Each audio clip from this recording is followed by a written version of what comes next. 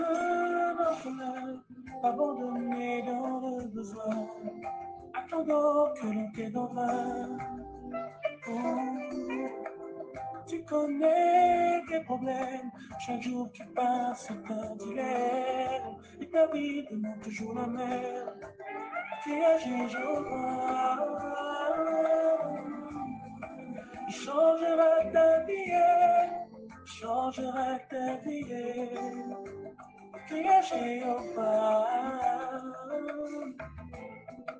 il changera ta vie, il changera ta vie.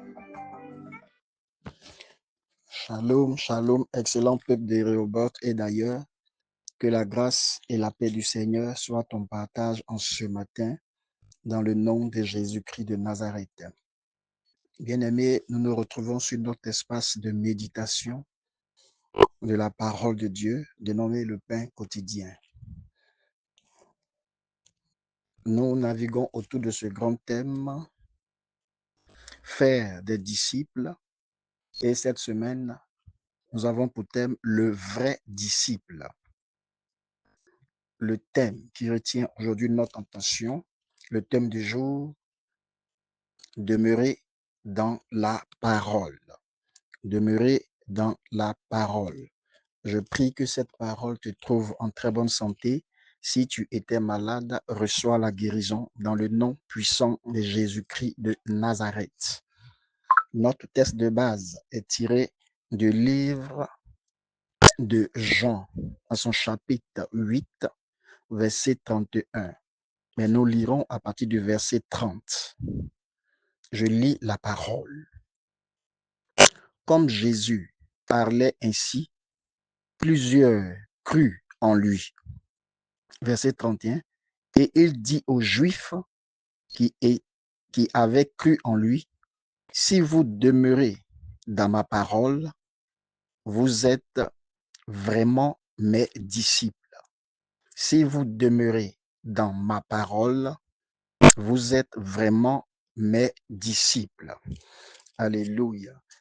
Bien-aimé, Jésus ici dans ce passage était en train d'enseigner aux Juifs qui étaient présents et la Bible déclare, comme nous venons de lire, après l'enseignement de Jésus, plusieurs Juifs qui étaient présents ont cru en Jésus et ont accepté la parole. Par rapport au thème qui nous est soumis ce matin, bien-aimés, je voudrais relever deux grandes étapes pour être un vrai disciple. Deux grandes étapes pour être un vrai disciple, puisque le thème de la semaine est bien le vrai disciple. S'il y a vrai disciple, ça veut dire qu'il y a aussi, il peut y avoir de faux disciples. Alléluia. Premièrement, la première partie que je veux mettre en exergue ici, la Bible dit ceux qui écoutaient la parole, les Juifs qui écoutaient la parole ont cru. Ils ont cru. Premièrement, pour être un vrai disciple bien-aimé, il faut d'abord croire. Il faut croire en qui? Il faut croire en quoi? Croire à la parole de Dieu, à la parole du Maître. Le disciple, nous n'allons pas définir ici le disciple parce que nous avons eu le temps d'écouter plusieurs définitions. Le disciple, c'est l'apprenti. Voilà. Mais je voudrais, par rapport à ce thème, inviter quelqu'un à comprendre quelque chose. D'abord, pour être un vrai disciple, bien-aimé, il faut d'abord croire.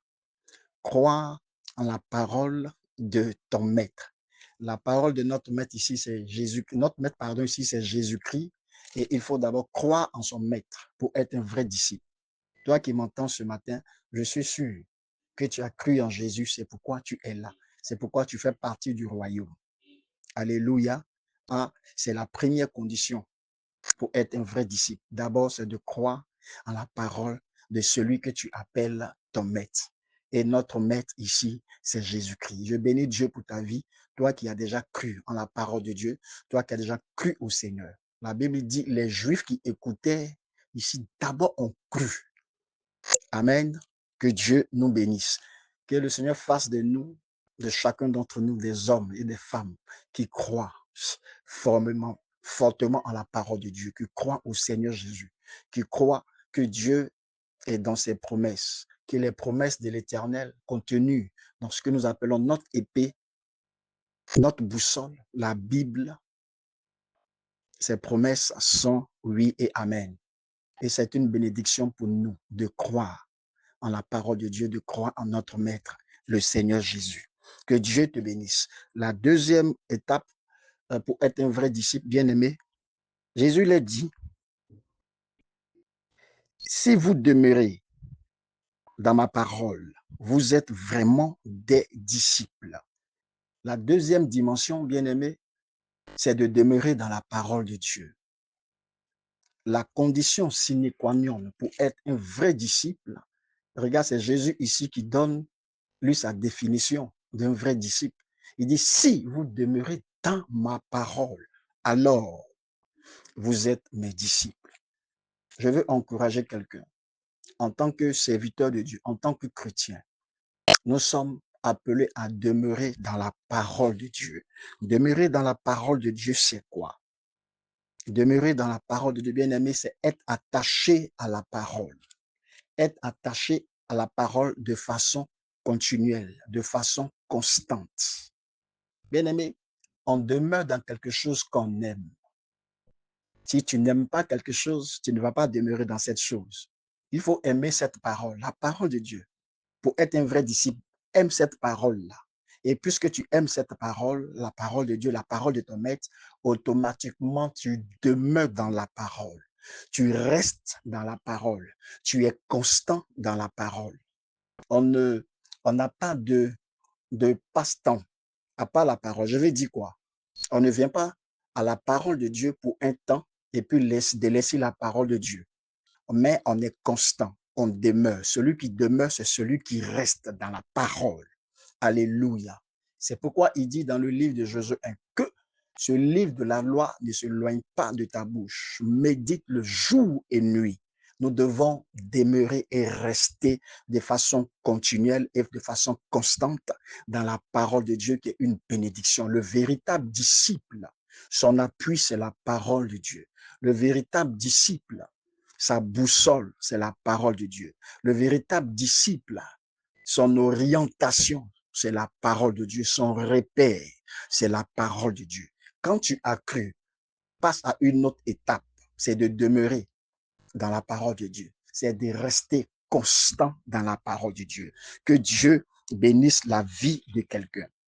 Regarde, la Bible nous dit dans le livre de Psaumes, que nous lisons rapidement, un passage que nous connaissons tous, Psaume 1:1.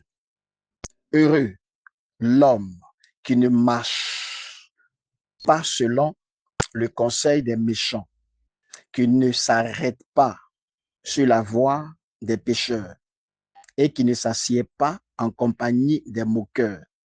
Le verset 2, mais qui trouve son plaisir dans la loi de l'Éternel et qui la médite jour et nuit. Alléluia. Alléluia. La parole de Dieu doit être pour toi, bien-aimé.